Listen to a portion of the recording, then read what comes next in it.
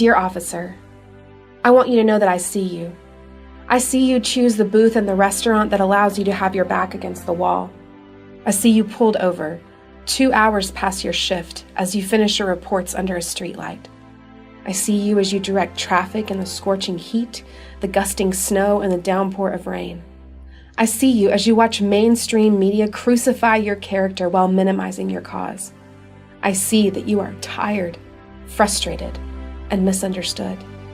I see that you are hurting as the world watches you bury your brothers and sisters that died because they were guilty of one thing, wearing a uniform with a badge.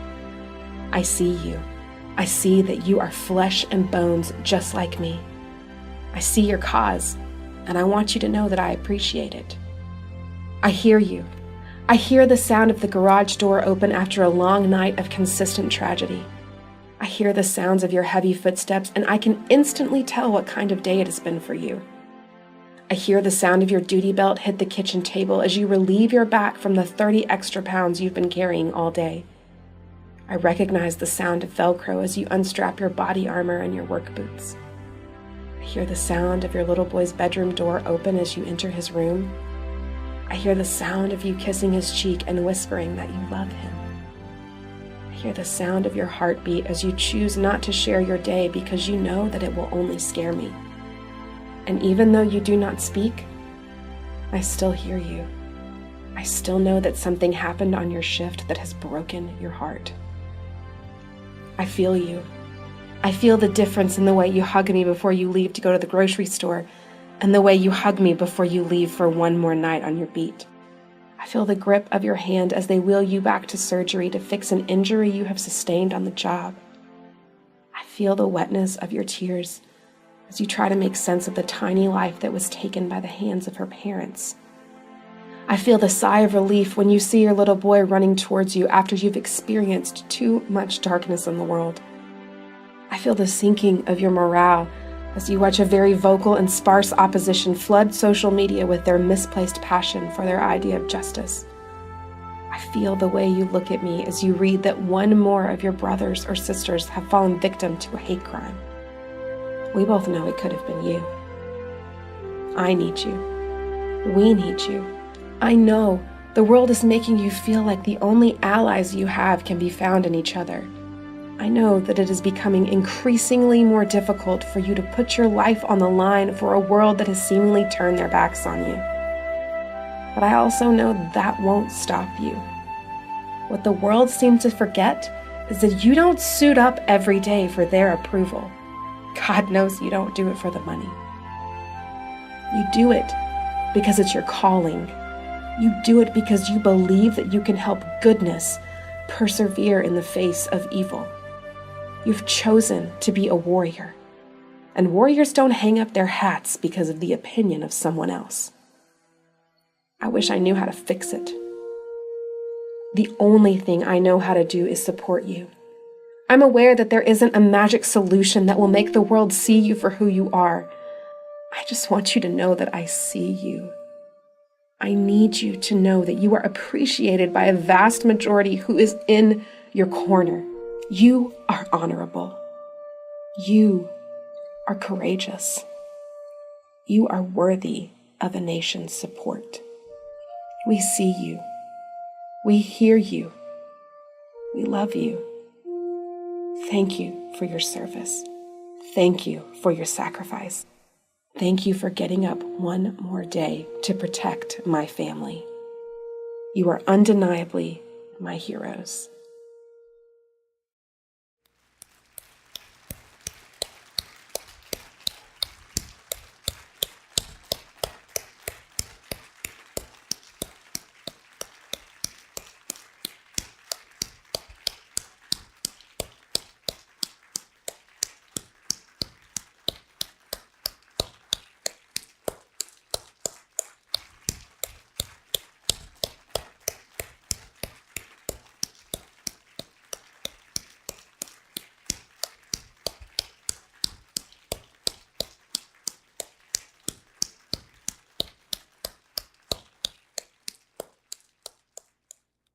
On behalf of Community Harvest Church and to every law enforcement officer here today, We see you.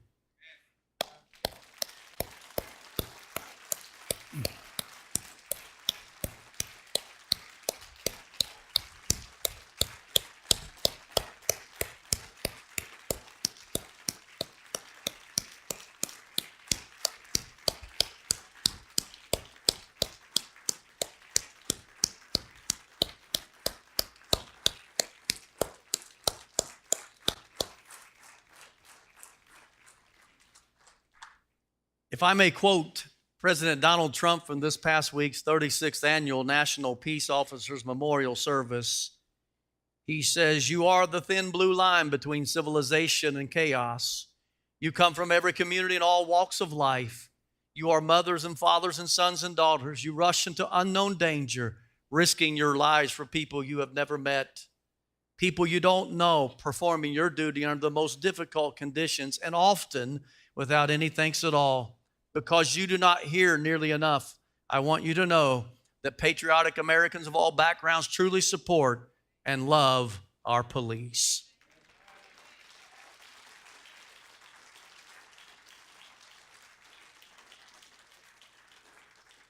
And I want to add to those remarks, Community Harvest Church supports and appreciates all you do to keep us safe, risking your lives and keeping the peace in a chaotic world. Thank you. Thank you.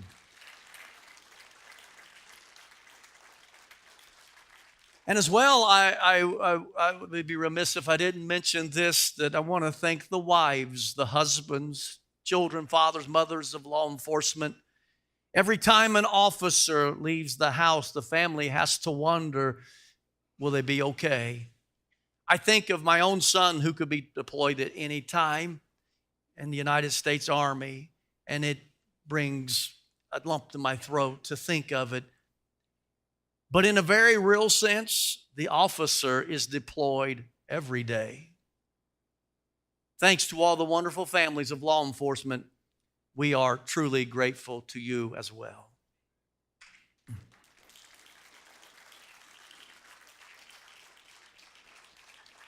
It has been said that the average person has an adrenaline rush once per day, but the average officer has one 8 times per shift. They live in a hyper-vigilant state, constantly tense, constantly on guard. And think of this. Before cameras were in vehicles, when officers pulled over a vehicle, as they approached, they would, you maybe have noticed that they would touch the trunk or the tail light or something, leaving evidence just in case something happened. Imagine living that way every single day. Their life has been called a biological roller coaster, and sometimes that can even have an impact on their home life. We just simply don't thank them enough. The other day, while I was visiting my son in Fort Knox, I went to a tactical shop where I saw the pin I'm wearing today. And wanting to be sure that I wasn't wearing something only officers should wear, I asked the worker, who ended up, I think, was the owner of the place, if it would be appropriate for me to wear this pin. And I told him about our Law Enforcement Sunday, and told him we pastored a church in Ohio. And so I shopped around a little bit, went to pay for a few items I'd picked up. And as I was there to pay, he said, "I'm going to give you this pin." He says, "You tell them we appreciate them too." Amen. That's great.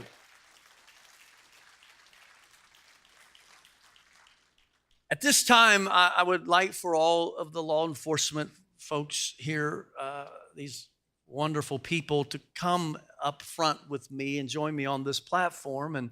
And we want to just acknowledge you and have you to tell where you serve, your name and such. So if you would come at this time, we'd certainly appreciate it. Now, all are in uniform but one rebel, and he's a friend of mine and lives real close to me at Butler County. Works at Butler County Sheriff's Department, and he somebody just mentioned it to him, and that we were having something today, and didn't tell him that everybody else was wearing a uniform. So there you go, Kent. You can take it easy next time I'm going by and I'm speeding or something. I don't know. No, I'm just kidding. If I could, I want to ask all the officers here if they would just tell us their name and where they serve. Start here with. My name's Officer Brian Colton. I work for Clear Creek Township Police Department. I brought this idea to Pastor a long time ago when I first joined the church. When I used to go to church in Miamisburg, we had a law enforcement Sunday, and it soon died off for unknown reasons. I brought it to his attention because just something nice to do for the church. For you people that don't know the history behind it, on May 15th, when John F. Kennedy was president, he instilled a National Law Enforcement Week. In Washington, D.C., they do a memorial. They have a thin blue line service. There's a wall of all the police officers that have lost their lives in the line of duty. So this day isn't just to remember us, which I appreciate. It's also to remember the families that have lost lives in line of duty. So if you see one of us out there, please pray for us. That's the most I ask. And please pray for their families as well. Pastor Harney has already covered my clothing and attire. So with my introduction, I think if you vote, I probably get the best dress, though, up here. Again, Deputy Kent Hall, I work at Madison Schools as a SRO. Thank you. I think most everyone knows me, but I'm Chad DePew. I'm the Chief of Police of the City of Eaton. I'm Savalas Kidd. I'm the Assistant Chief of the University of Dayton Police Department. I'm Ross Colton, City of Franklin, Captain and also Assistant Safety Director. Wayne Bowling, City of Franklin, services 1988. I'm Jake Hall. I work for the Warren County Sheriff's Department. Sean Todd, Miami Township Police Department, 21 years on the job. Drew Paff, Montgomery County. Jeremy Caudell, Gratis Police Department, Warren County Sheriff's Office.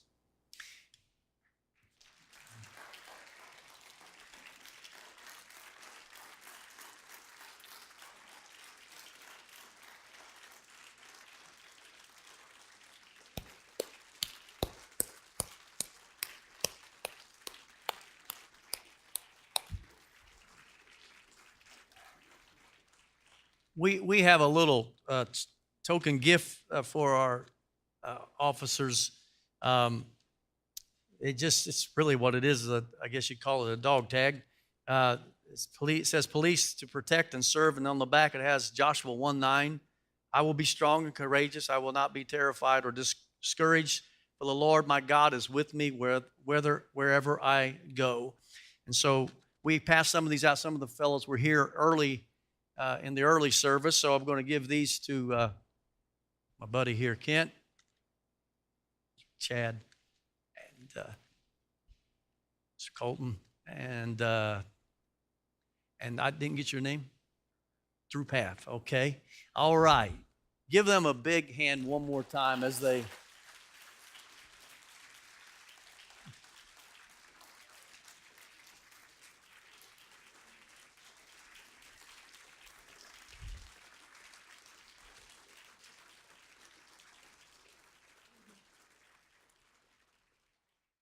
And at this time, I have a special presentation to make. Tim DePew, member of our church, and most of the officers here today are members of our church.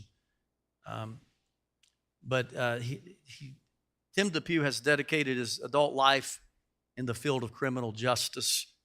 Starting in 1973, he was a probation officer for Montgomery County Adult Probation Department, where he spent 20 years. In 1993, he accepted the executive director's position at Monday's community-based correctional facility. Tim's leadership was grounded in his faith and trust in God. Although he was successful in acquiring a long list of accomplishments, There are two areas he believed was made possible through prayer. Tim was the only director in the state of Ohio to implement and hire a full-time chaplain. He boldly made the decision in an unfavorable political climate to allow the chaplain to hold services every Sunday. Many of you might recall the late Betty Hill, who once served in that capacity, a great woman of God who came here on many occasions. He boldly made the decision, again, in the unfavorable political climate. Secondly, he strongly believed in the philosophy of making a difference in the lives of others. And he demonstrated this in hiring ex-offenders who worked hard to turn their lives around. And I want to just add to this, his program was the best in the state of Ohio with the best recidivism rate and nationally recognized. He retired in 2013 after 40 years of service. And by the way, he has two sons presently involved in law enforcement. One of them is who you saw today, Chad, who is the chief of police in Eaton. I want to just say, Tim, we thank you for all your years of service, and we'd like for you to come today so we could present you this plaque.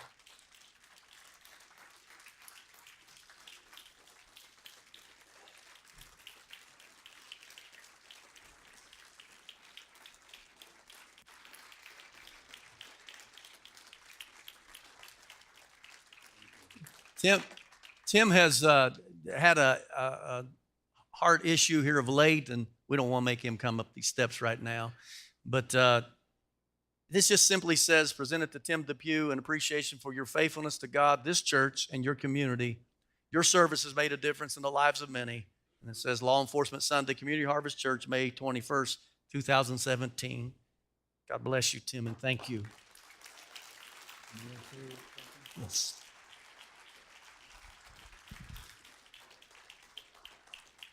Well, he's stubborn like all officers.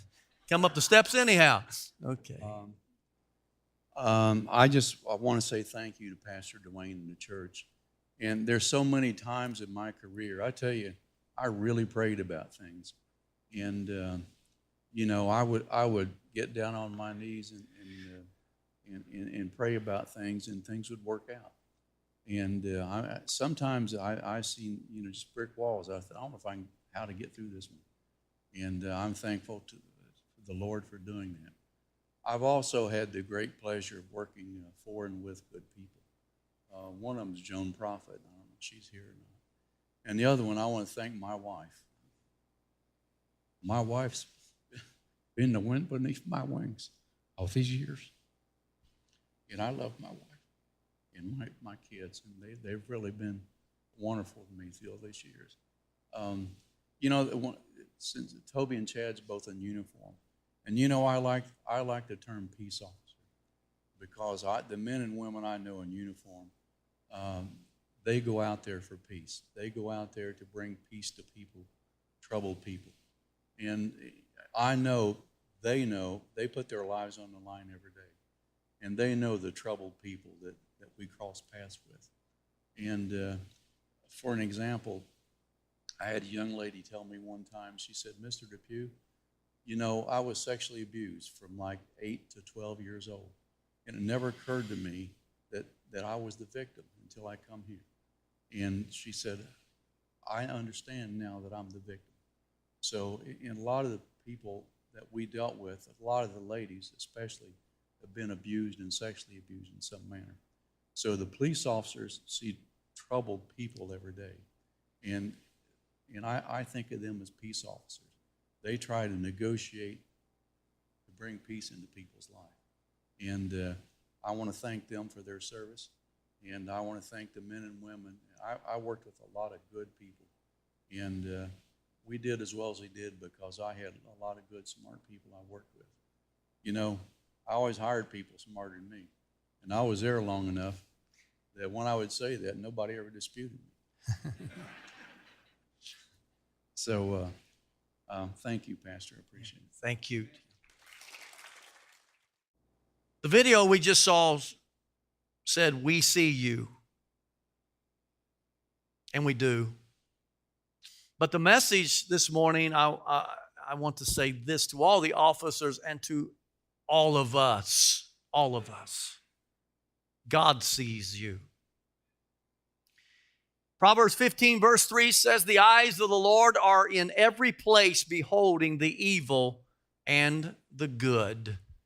God sees you. He sees us. Our morning text states that the eyes of the Lord are in every place, which speaks of one of the great attributes of God, his omnipresence, meaning he's everywhere. This attribute of God is one of the most difficult for us to grasp with our finite minds. How can God be everywhere at once? And I readily admit that I don't fully understand his omnipresence, but most assuredly, I do believe it. And why do I believe it? Because God's word unequivocally, unquestionably declares the eyes of the Lord are in every place. No other living being has this attribute. Every other being is restricted to a particular place at a particular time. I cannot be in Germantown and in New York City at the same time. Angels can't do that. The devil can't do that. But the God of the universe, the creator, the God we serve, absolutely can be everywhere. He is wholly present in every part of his domain, all at the same time. Can you say amen? Our text declares his eyes are in every place. God sees everything. Proverbs 5:21 says, for the ways of man are before the eyes of the Lord, and he pondereth all his goings. Now, many people would rather not hear that scripture and rather not hear the fact that God is everywhere. They would prefer to lock God in a building where they can visit him when it suits them, maybe on a Sunday morning, and then get away from him the rest of the time. But God sees you. He sees me. He sees us. Our ways are always before him. Always.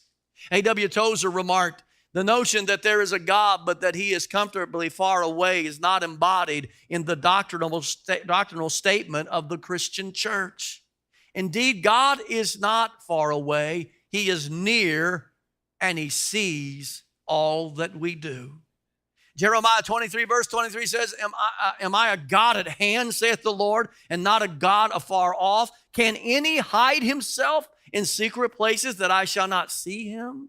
Saith the Lord, do not I fill the earth, saith heaven and earth, saith the Lord. Indeed, God is everywhere, and he sees everything.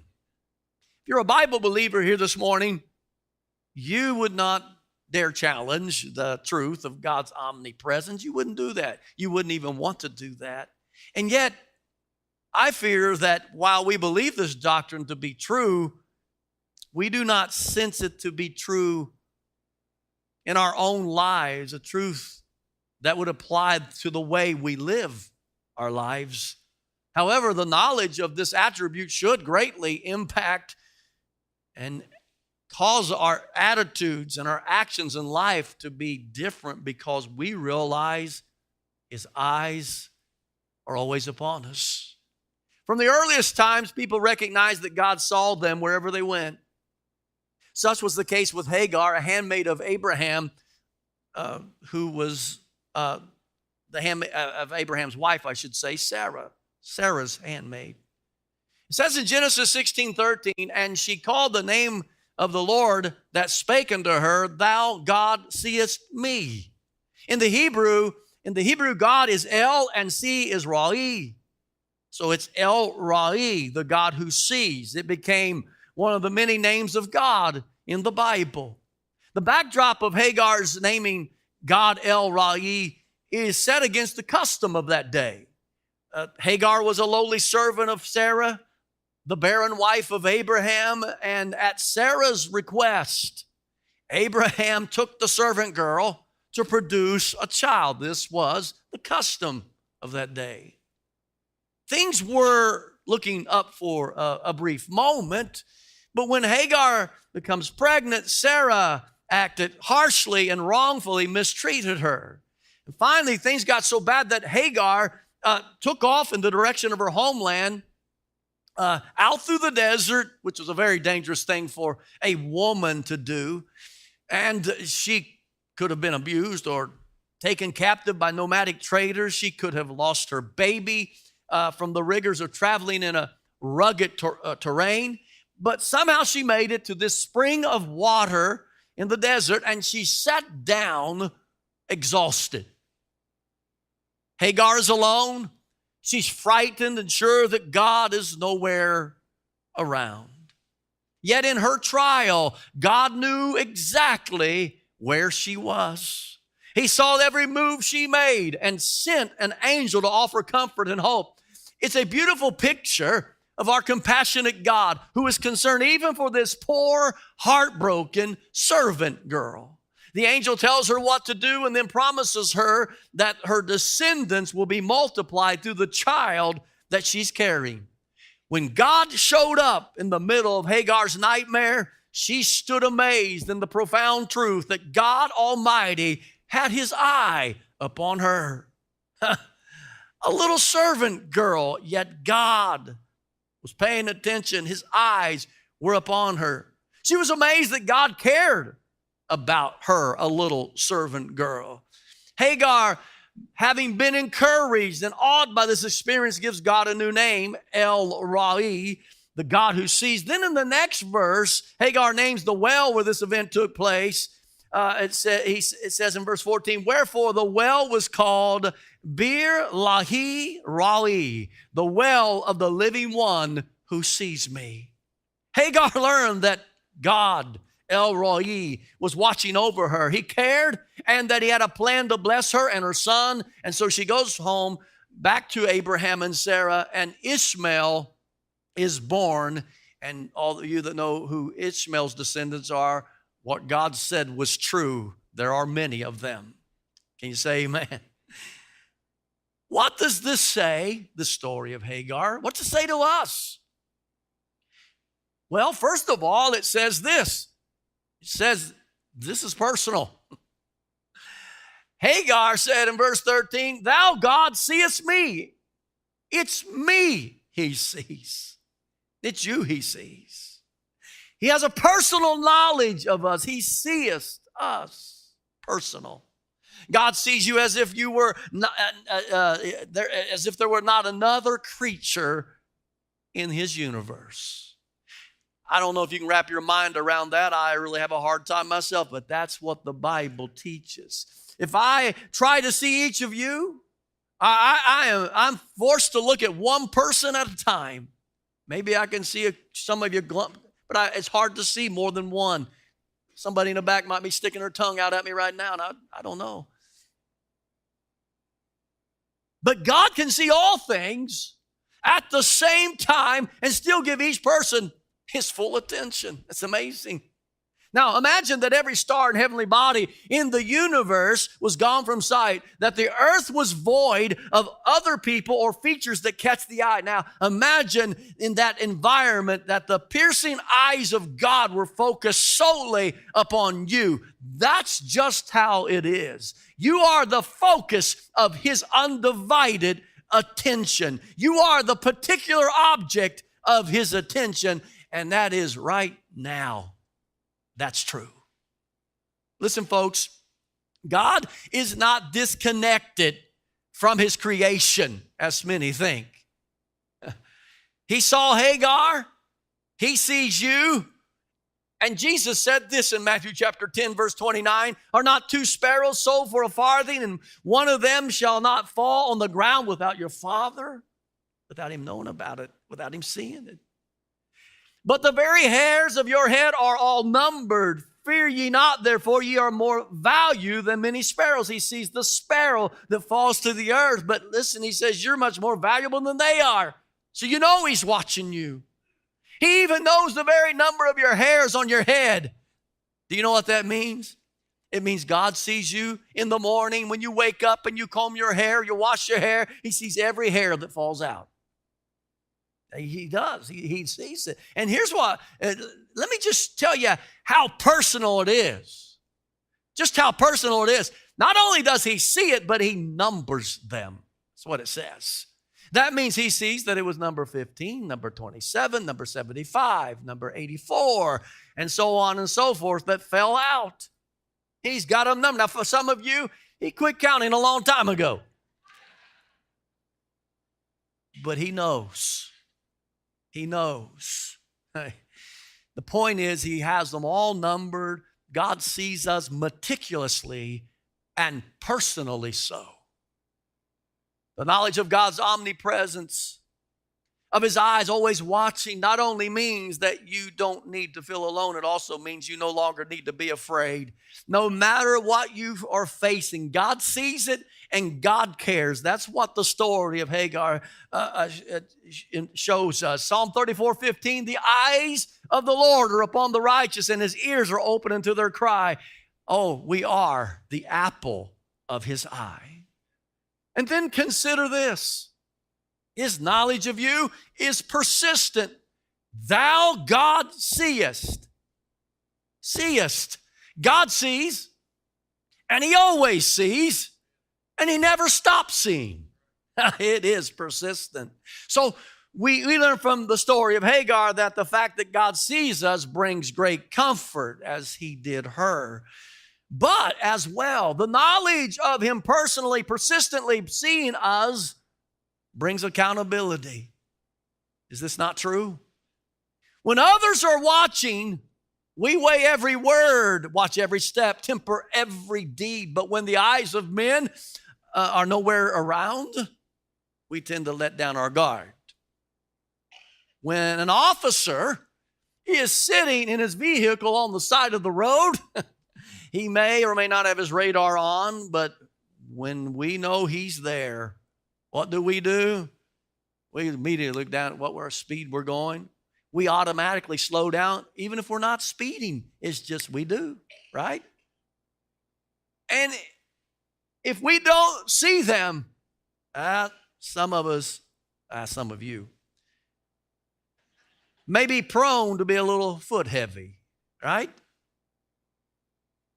Well, let me remind you that when others are gone, when the door is closed, and when no one else is around, the eyes of Almighty God, they still see us. Isaiah 29:15 says, woe unto them that seek deep to hide their counsel from the Lord, and their works are in the dark, and they say, who seeth us and who knoweth us? So the verse tells us that when God sees us, that he does not just see what we're wearing and where we're going or the expression we're making upon our face. He sees us entirely, completely, without and within, all at the same time. This is our God. He knows every thought, every imagination, even before they are formed in the mind. Psalms 139 verse 1 says, O Lord, thou hast searched me and known me. Thou knowest my down sitting and mine uprising. Thou understandest my thought afar off. Thou compassest my path and my lying down, and art acquainted with all my ways. For there is not a word in my tongue, but lo, O Lord, thou knowest it altogether. As you move through this life, God sees you completely, perfectly, and thoroughly. Over and over in the Bible, we find verses that's, and boy, I could just read and read and read. It's a lot. Like this. 1 Kings 15:11. And Asa did that which was right in the eyes of the Lord, as did David his father. The Lord saw it.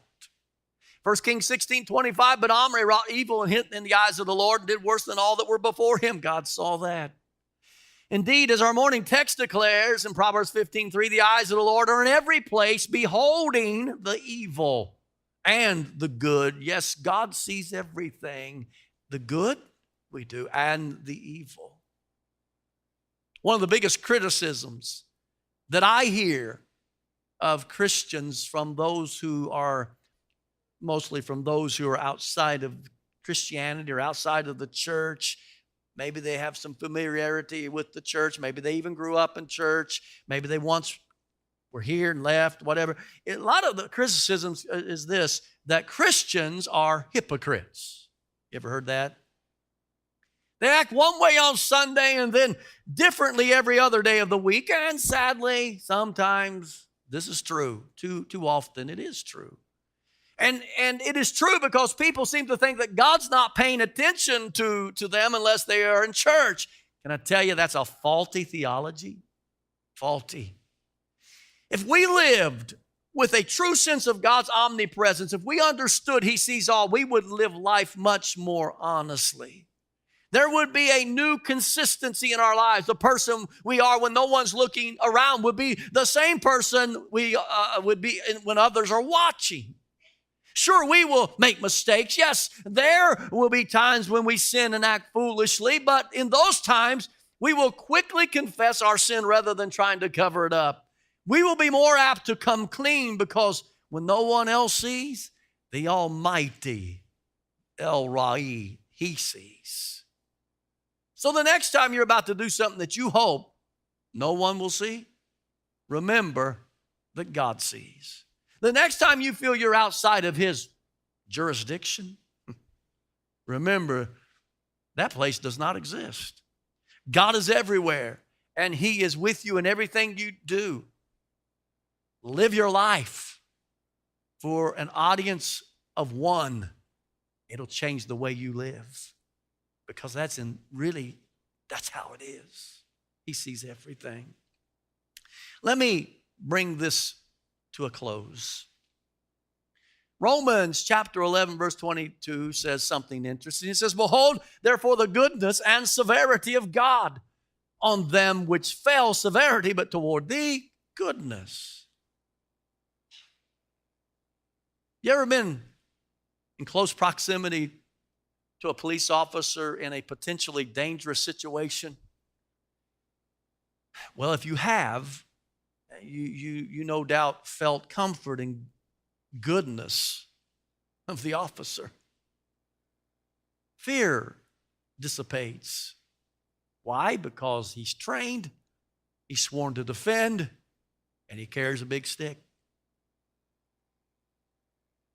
Do you know how comforting it is for me here at this church? We have maybe 10, 11, 12 officers who attend Community Harvest Church. I'm very proud of that.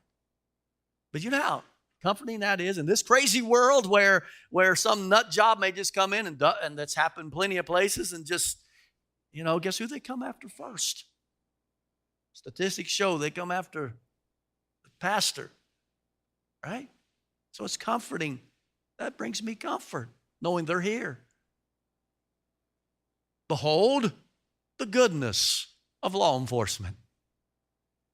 Yet on the other hand, if you do something wrong, behold the severity of the law. The last person you want to see when you've done something wrong is a cop. Right? I don't know if any officer drove, I know one did this morning. I don't know if any of them drove their squad cars today, but if they did, it might have kept some people from coming into the church. Very, very possible. I'm serious. I'm very serious. All right, Pastor, so what's your point? Well, behold the goodness and severity of God. The fact that God sees you brings goodness and comfort. Or the fact He sees you does bring accountability and may bring severity. Amen? As it is with an officer, so it is with God. Yet, as much as we appreciate our law enforcement officers, the illustration certainly falls short. They bring accountability and comfort, but they're not always watching. Their eyes aren't over everything. They can only do so much. They are finite human beings. They can't see everything, and if they do, they can only endeavor to save you physically. Only God can save your soul. Officers aren't omnipresent. God is. What a great doctrine. The omnipresence of God. What a wonderful truth. God sees us. A.W. Tozer comments about this great doctrine, writing, "Few other truths are taught in the Scriptures with as great clarity as the doctrine of divine omnipresence. Those passages supporting this truth are so plain that it would take considerable effort to misunderstand them. They declare that God is immanent in His creation, that there is no place in heaven or earth or hell where men may hide from His presence. Indeed, we cannot escape. We cannot escape His all-seeing eye. Be that for goodness or severity, for comfort or accountability. The Almighty knows where we are. He sees our hearts. He even knows if you want me to hurry up so you can get the Frisch's today. He sees that. I wish you'd hurry up so I can go home. But you know what? He'll see you there too. Well, I'll go down to the local establishment. Oh, to be sure, he will see you there too. The one with all seeing eyes is here this morning, and he is fully aware that you're here and the condition of your soul. The book of Revelation in chapter 1 describes the resurrected Christ as being in the midst of his church. It says his eyes are as a flame of fire, which speaks of his penetrating, holy gaze that goes down into the deepest recesses of a man's soul and can seek out everything that is hidden or thought to be hidden. Nothing is hidden from his gaze.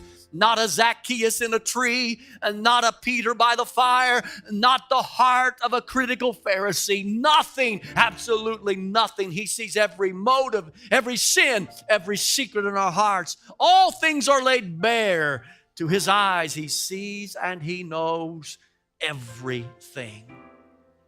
As well, that penetrating gaze sees today right here in this place, whether or not you have received the offer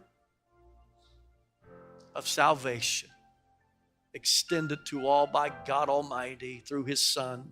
For God so loved the world that he gave his only begotten Son, that whosoever believeth in him should not perish, but have everlasting life. He knows if you've received that gift. He knows if you've rejected it. He can see that. To think that God has seen everything I have ever done both humbles me and makes me grateful. Humbles me because he knows every sin I ever committed. It makes me grateful because he loves me in spite of what I have done. And he has given me mercy and forgiveness and salvation. And he said, when I come to him, he would remember them no more against me. It's not that he doesn't know. He just doesn't remember them against us. To know he sees me right now brings both comfort and a sense of accountability. Comfort because he's with me right now, and I need him to be with me always. Accountability because I must be faithful to his cause, faithful to present him truthfully, faithful because people he died for are listening to what I'm saying, faithful because eternal choices are being made. Yes, he sees. And what will your response be to his omnipresence? What is your response to his all-seeing eyes? He knows. He sees your response. He sees into your heart even now as we speak. I thank God for every officer here today. They bring comfort to me. Imagine a world without them.